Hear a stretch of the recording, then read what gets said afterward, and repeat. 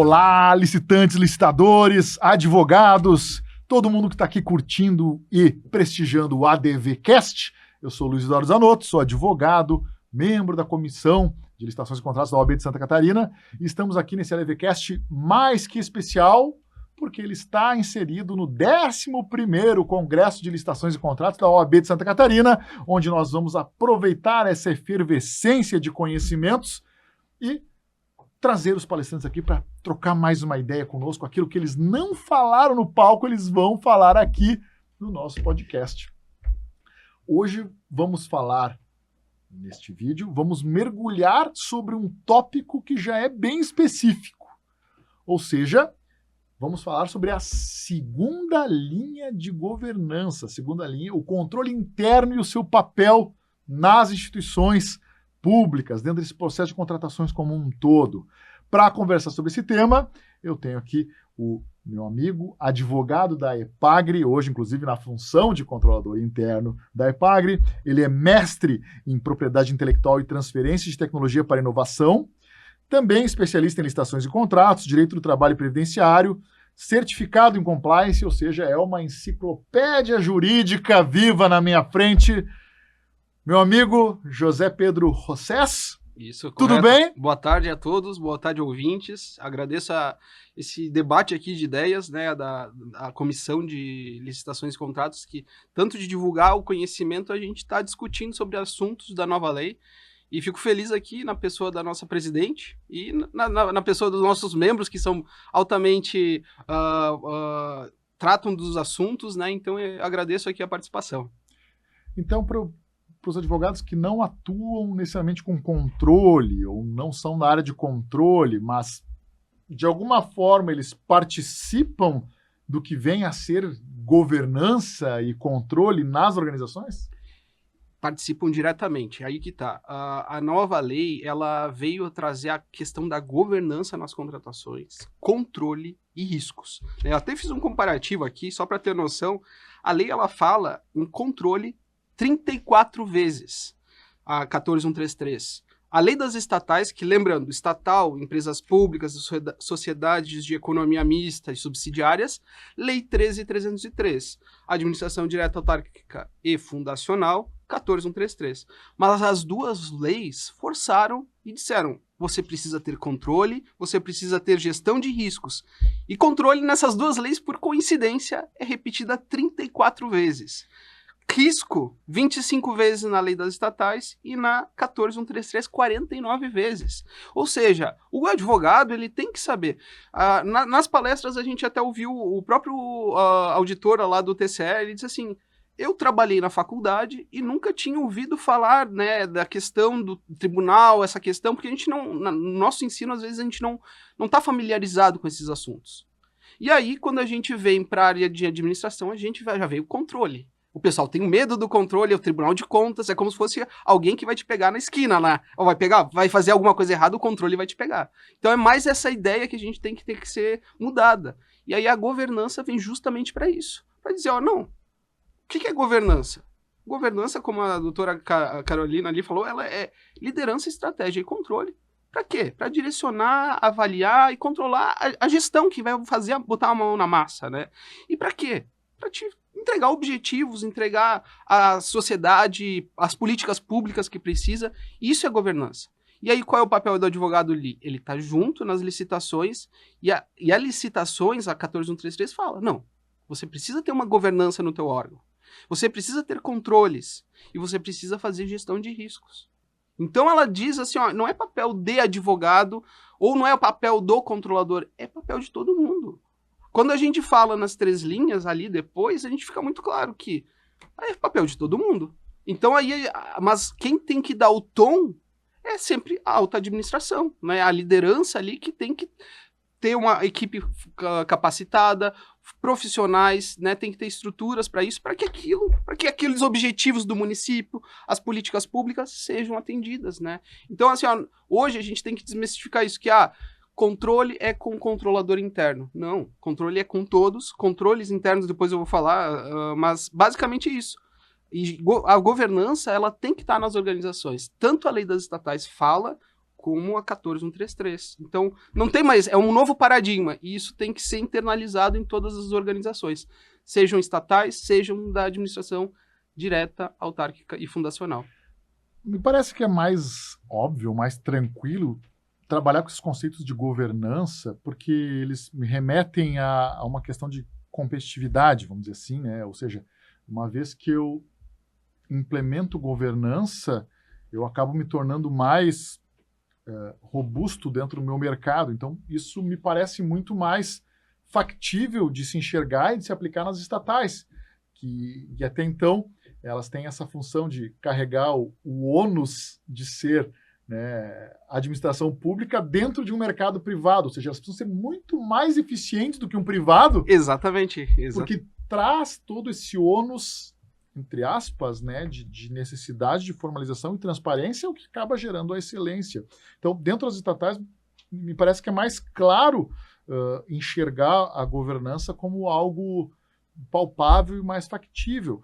O que me parece que, por outro lado, da administração direta, eu ainda tenho uma questão, eu diria até mesmo cultural, de não saber o que vem a ser a governança, de não querer saber o que é a governança, porque independentemente de implantar essa tal de governança ou não, eu toco a máquina do jeito que der. Toca e enxuga o gelo e faz o que é emergencial. Esse ponto que você falou é muito importante. Por quê? A gente fala em governanças, conceitos teóricos e tal, mas como é que é na prática, no dia a dia, né? Então a gente vê qual o município, o menor município do Brasil, quantos habitantes tu acha que tem? Deve ter uns 800. 800! 800, como uma pequena estrutura, vai ter uma estrutura de governança, gestão de riscos. Isso, sabe, a lei ela foi pensada em grandes estruturas, ministérios, né, no governo federal, mas tem realidades e cada realidade. Mas a governança, eu penso assim, ó, governança eu resumiria em casa arrumada, né? É saber o que você chega na sua casa. Então, na verdade, independe isso a gente do tamanho consegue. da dimensão. A governança a gente tem em qualquer lugar, na nossa casa, né? E o que mais acho que interessante é que a nova lei, ela deixa a governança no setor público, porque a governança corporativa já era no setor privado há muito tempo, já tem IBGC, órgãos que dão referenciais de governança, e o Tribunal de Contas agora diz, não, governança nos órgãos públicos também, né? Então vem nessa linha. Mas a gente pode ter governança na nossa casa, por exemplo, quando a gente paga as contas em dia, evita que a luz não falhe, né? Você bota uma trava porque você não quer a porta arrombada, você conserta aquela porta, você está criando controles, né? Você está criando... Na administração é a mesma ideia. Controles internos. Tu tá fazendo... Por que você bota uma fechadura e uma chave? Para proteger a sua segurança. É a mesma ideia. Risco. Você vai criando controles para mitigar esses riscos, que é de ter um assalto e tal. Mesma coisa na administração pública. Então, quando a gente pensa em risco, né, o que é um risco? É uma coisa, uma incerteza de tu atingir o teu objetivo.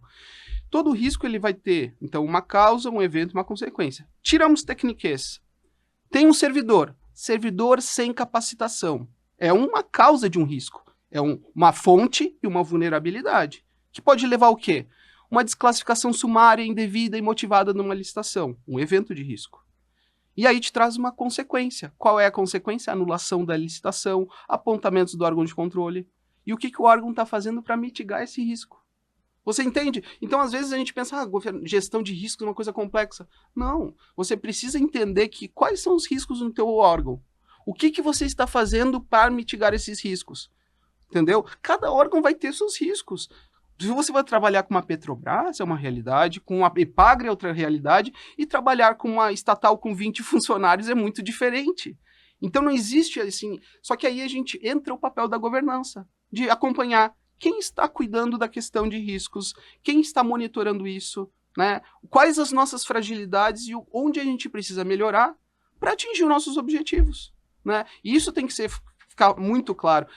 A gente pensa a teoria, não, mas os órgãos de controle, aí a gente fala, eles têm cobrado mais, Tribunal de Contas da União tem cobrado isso, justamente porque o servidor público são pessoas. São pessoas no órgão, e elas estão ali para todos num objetivo comum de fazer uma entrega, né? Então a gente pensa assim, não, é muito teórico, não, mas na prática a gente tem que fazer gestão de riscos, o advogado ele tem que olhar aquele processo também vendo o que tem aquelas falhas jurídicas, pode acionar o controle interno também. Não adianta, isso a gente fala assim, às vezes o advogado faz aquele parecer com ressalva, devolve. Uma hora, a quinta vez o advogado já fica com aquela... Não, os pessoal, né, já perde a paciência. Mas às vezes a gente pensa assim, mas o que está sendo feito para melhorar aquilo? O controle interno está ciente daquelas falhas? Para corrigir aqueles problemas, às vezes é só um checklist que não é pensado. Ou às vezes é um modelo que está desatualizado, que está no banco de dados, né? Então a gente tem que ver como que a gente pode melhorar. Isso é papel de todos na organização. E a 169 da nova lei deixou claro isso. Gestão de riscos... Antes da gente entrar na 169... Vamos lá. Eu sou obrigado a te questionar o seguinte. Então, pelo que tu está colocando, me parece que a governança seria um pouquinho mais do que meramente aplicar a lei, ou não? A governança... Se eu cumprir as normas como um todo, eu estarei agindo com governança na sua plenitude. É que assim, a governança, a mera conformidade, isso é muito importante. Os tribunais de contas, eles geralmente fazem 2 auditorias, as principais. Sim. Auditoria de conformidade e auditoria de operacional, é dos impactos que o órgão faz. Não adianta a gente ter... cumprir todas as leis, fazer ali tudo certinho como manda o figurino, mas a tua estatal ou o teu órgão não está fazendo as entregas, tem reclamações na ouvidoria a rodo e não está sendo feito nada para melhorar aquilo. Então, às vezes, a mera conformidade normativa não vai te gerar a tua eficiência, ou às vezes até pode gerar, mas não vai te gerar a tua efetividade, né? E isso que a nova lei fala, ela fala a palavra efetividade, tu tem que gerar impactos também, né? Então, a tua política pública, você comprou vacinas, elas foram eficazes no valor preço ótimo, um custo, atendeu todas as regras de licitações, mas não foi efetivo, né? Não reduziu a saúde, a saúde continua ruim, né? Então a gente tem que pensar nesse paradigma aí, né? E essa teoria do artigo 169 da Lei 14.133 não seria uma teoria já superada? Não existe outras formas de enxergar a governança do que as 3 linhas de defesa previstas na lei? Então, eu até li um livro, acho que do próprio Rony Charles. O Rony Charles critica justamente, eu até posso estar falando errado, mas pelo que eu me lembro do livro dele, ele até critica, porque assim, esse modelo já começou desatualizado na 14.133. Por quê? Esse modelo das 3 linhas de defesa, ele vem do Instituto Internacional de Auditores, né, que ele traz papéis e responsabilidades no órgão. Só que, no trâmite da lei, esse modelo já mudou. Hoje não se fala mais em linhas... Tramitou tão rápido, de 95 até 2021, como é que não atualizou isso aí? Não, e aí, hoje, para auditores, né, porque essas 3 linhas não são só para órgãos públicos, é entidades privadas e públicas. E esse modelo internacional hoje só é 3 linhas, Sim. Não é mais 3 linhas de defesa. Por quê? Porque a ideia não é só se defender, mas é também gerar valor, agregar valor, né, entendeu? E esse modelo, só que como você falou, esses modelos são dinâmicos, né, eles estão se alterando a todo momento, né, e, como eu disse, às vezes a realidade do município, aquilo aí não tem como ser factível, né, tu não vai ter como ter uma estrutura. Tem municípios pequenos que, por exemplo, o advogado não tem quadro próprio, né? A gente tem a questão de auditoria, não existe um órgão, por exemplo, tem uma Secretaria de Saúde, mas ela não tem a segunda linha. Só tem uma controladoria geral. Mas vamos então às linhas, então vamos. Pedro. Vamos às linhas. Vamos lá. Qual seria a primeira linha, então? Então, assim, ó, tanto a 13... Ela é por nível de hierarquia, por nível de relevância? Não, são papéis. Como foi definida essa primeira linha? Então, assim, ó, são papéis e responsabilidades, né, que a lei traz, que está atrelado, então, a essa teoria que a gente fala ali das 3 linhas do DIA, né, que é Instituto Internacional de Auditores. Então, a primeira linha, a própria lei, assim, ó, se você ler a 13.313 e a 14.133, ambas, na 13, artigo 9º, e na 14.133, artigo 169. Quem é a primeira linha? Primeiro, respondendo ali, são papéis e responsabilidades para gestão de riscos e para controles internos.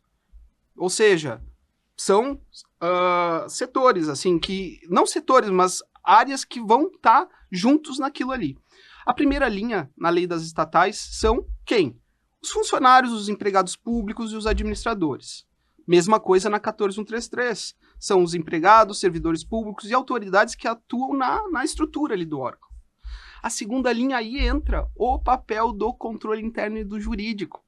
O papel na lei das estatais, eles chamam de área responsável por verificação de cumprimento de obrigações e gestão de riscos. Geralmente chamam de área de compliance, mas é a segunda área. Pode ser auditoria interna também, né? Não, a terceira linha... Não é auditoria interna? Não, aí que o pessoal confunde. Boa, então vamos mergulhar nisso aí. Então, a diferença de controle interno e auditoria interna, então. Então, aí que tá. Assim, ó, o principal só recapitulando ali. Então, nas estatais a gente tem a segunda linha, que geralmente é a área de compliance, o jurídico, né? E a terceira linha, que é a auditoria interna numa estatal. E o comitê de auditoria estatutário, né? Mas enfim, é a auditoria interna. Qual é a diferença entre controle, o órgão de controle interno, né? A segunda linha e a terceira linha? O controle interno ele vai estar mais junto com o gestor, avaliando e implantando controles ou sugerindo melhorias para aqueles processos. Ele vai estar junto com o gestor, aqui esse processo tem uma falha aqui, vamos melhorar, vamos incluir um novo checklist, ou esse checklist não funcionou, vamos fazer uma capacitação. Ele está mais junto com o gestor, está junto ali, né, vendo os problemas no dia a dia. Certo.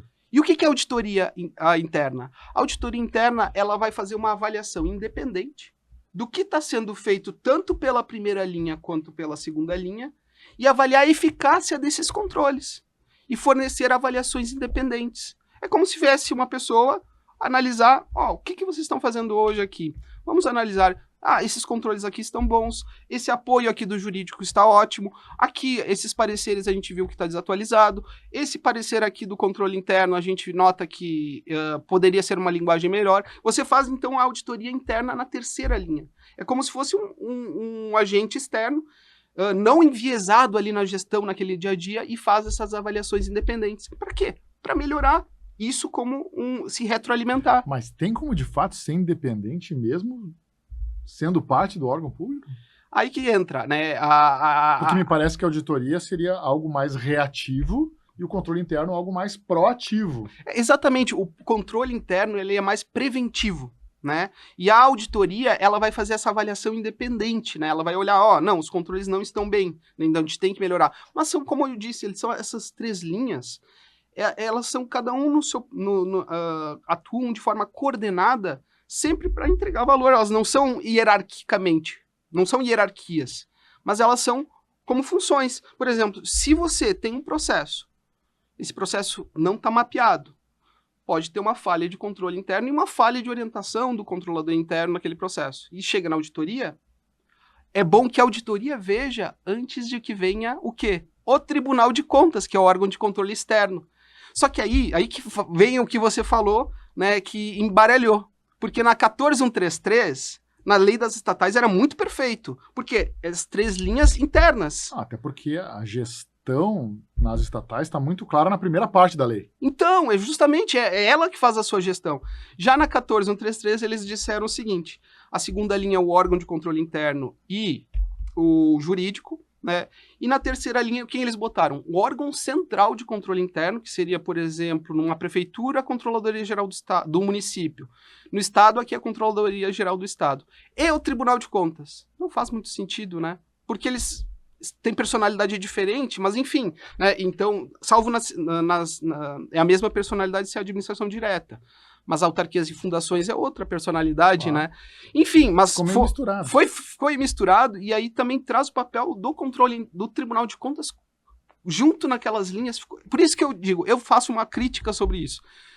O modelo foi importado, mas foi importado de uma forma muito equivocada. Bem a brasileira, né? Então, e agora também tem aquela questão das representações do Tribunal de Contas, que tem que exaurir as outras linhas. E aí a gente vê, sabe, gera essas confusões.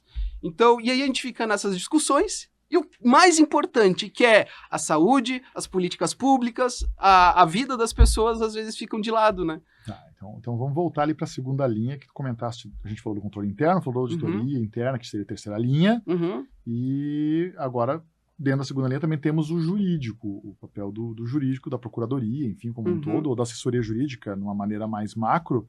Então, dentro dessa figura do jurídico, ele é visto mais como anjo da guarda ou como Exu tranca-rua?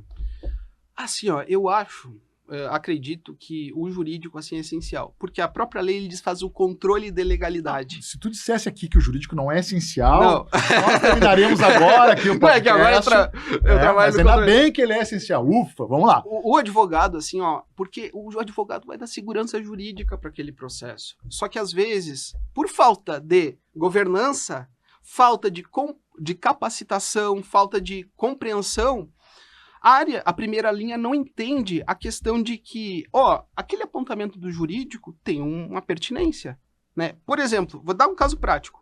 Esses dias a gente vê um processo de obras, e aí tu vê que no processo de obras não tem a declaração lá do artigo 16 da LRF, de que a despesa está compatível com o plano plurianual e tudo mais.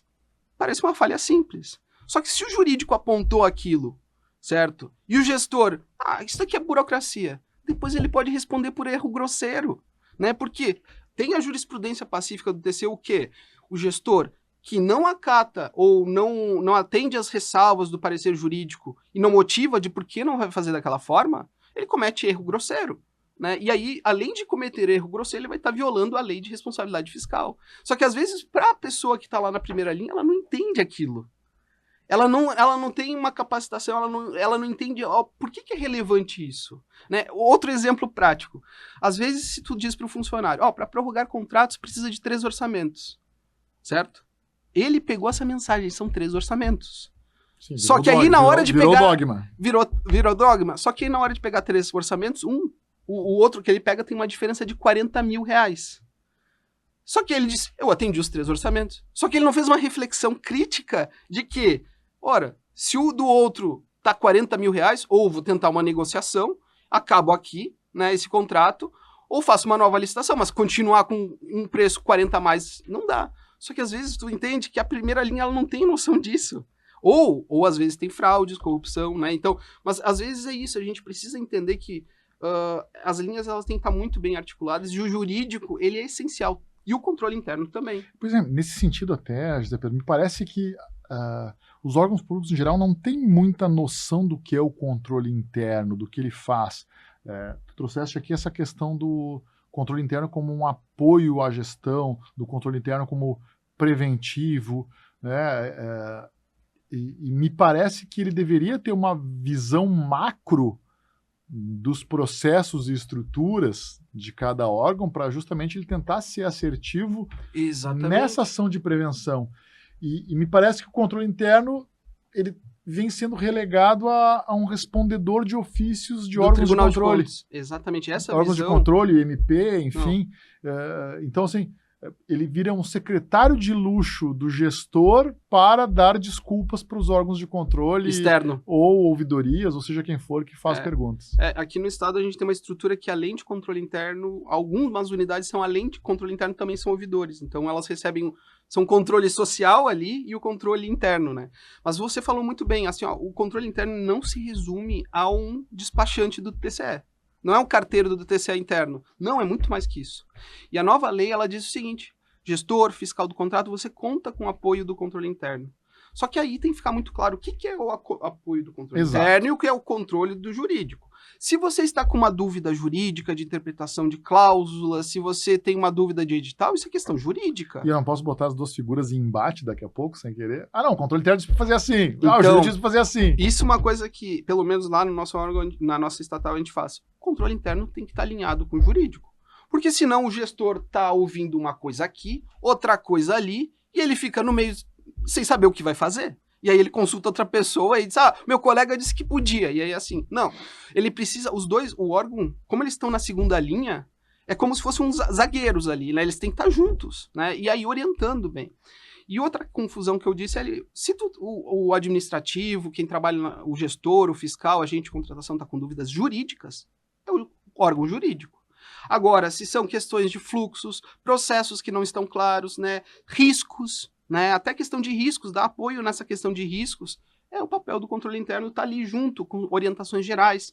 Se você olhar o decreto federal, o 11.246 de 2022, que regulamentou a fiscalização, né, na administração federal, ele diz muito claro, o agente de contratação, equipe de apoio e comissão de contratação contam com auxílio do controle interno para orientações gerais, respostas às solicitações, e ele diz, respostas de consultorias jurídicas específicas é jurídico, né? E aí ele diz o seguinte, também vai apoiar quanto à governança, riscos e controles internos administrativos. Por quê? Quem é o dono dos riscos? É quem está fazendo o processo. Só que às vezes ele não tem noção do que... Como ele pode melhorar aquilo? Não tem noção do perigo. Não tem noção do perigo. E aí, às vezes, também, digamos que o jurídico está toda hora devolvendo. Né? Às vezes conversa com o controle interno, como é que a gente pode melhorar isso? Né? Às vezes, eu não estou entendendo, ou às vezes até a linguagem do parecer, ela precisa ser melhorada. Né? Então a gente vê que essas 3 linhas são juntas. E o controle interno teria essa prerrogativa de daqui a pouco dar uma chamada de atenção no gestor, na alta administração? Aí que tá. Até que ponto ele tem independência para isso? Assim, o controle interno, ele é solidário, se ele vê, pela Constituição lá, se a gente vê, se ele vê irregularidades, impropriedades e ele alerta o gestor, né, ele fez o seu papel. Né? Só agora, se ele aceita aquilo e não comunica, e não faz recomendações de melhoria, ele pode ser responsabilizado solidariamente. Então, eles têm esse poder-dever. Tanto é que quando é feito o relatório de prestação de contas, o controle interno tem que fazer um relatório e dizer, isso daqui eu fiz, isso daqui não foi feito, essas recomendações o gestor não acolheu, tem essas melhorias. Então, o relatório de controle interno vai estar descrito tudo o que o controle interno fez e o que poderia ter sido feito, mas não foi acatado. Porque assim, o controle interno como jurídico, eles recomendam, eles não são os gestores da máquina, né? O gestor está municiado, acompanhado dessas 2 áreas. Mas quem vai decidir no final é o gestor. Né? O parecer é a competência para isso. Então, só que aí ele tem que fazer esse papel de orientar, recomendar melhorias. E aí, como é que o controle interno, na prática, fomenta essa questão de maior integridade, maior transparência, maior identificação de responsabilidades de cada um dentro da engrenagem pública? Como é que, na prática, o controle interno pode sair da bolha, né, de ser um mero respondedor para justamente ser essa figura de transformação? O que falta a gente fomentar para isso? Capacitação, articulação com o jurídico, né? Eu acho que o jurídico, o controle interno tem que andar assim, vamos estar juntos aí para atender. E capacitação, né? Sem capacitação, às vezes é uma pessoa que é colocada no controle interno e ela chega lá de paraquedas. Isso é comum no serviço público, né? Você entende um pouquinho aqui, bota lá. Então precisa da capacitação, eu acho que a capacitação é essencial. E a conscientização do gestor, né, da alta administração, da governança que a gente fala, de saber quais são os papéis e o que ele pode cobrar de cada um. Né? Às vezes vê um gestor que confunde e confia mais no controle ou mais no jurídico e às vezes fica dando atribuições para o controlador que são do jurídico. Né? Também tem essa confusão. Né? Então isso que é importante, cada um no seu papel, isso é governança. Papéis claros, responsabilidades claras e entregas, né? E qual seria, então, a mensagem principal da tua palestra que tu quis deixar aqui no Congresso? Ou seja, saindo do Congresso, se das pessoas que estiveram lá saírem com essa ideia, eu cumpri meu papel. A minha ideia é o seguinte, controlador interno não se confunde com controles internos. Isso é responsabilidade de todo mundo. Olha que interessante. E o mais importante... Controlador não se confunde com controles. Exatamente. E o mais, controle interno não é carimbo. Não é carimbar cada passo. O controle interno é dar melhoria naqueles processos para que te atinja os objetivos com menos riscos. É isso. Se você pensa do controle interno como um carimbo, que vai carimbar todo o ato da primeira linha, teu controle interno está, desculpa a palavra, ferrado. Porque ele tem que atuar de forma estratégica, como você falou. É isso. Controle interno estratégico não é carimbo e ele agrega valor para a instituição. É isso que eu acho que tem que ser mudada a linha. E não é medo, né? A gente tem que perder esse medo do controle. É um apoio, né? Uma assessoria, né? É um acompanhamento do gestor. Eu vejo com isso, José Pedro, que de fato conscientizar os órgãos públicos da função do controle interno, que não é só um mero pro forma, não é só para atender uma demanda, uma exigência de Tribunal de Contas, não é só para dizer que eu tenho, mas é justamente entender que assim como numa empresa eu tenho o setor de... Compliance. Nem vou entrar em algo tão específico. Uhum. Eu vou dizer assim, numa empresa tu tem o RH, tu tem o setor financeiro, tu tem o setor administrativo, tu tem vários setores. e cada um tem o seu papel, ainda que tu possa dizer, não, bota tudo numa sala só e seja tudo mesmo.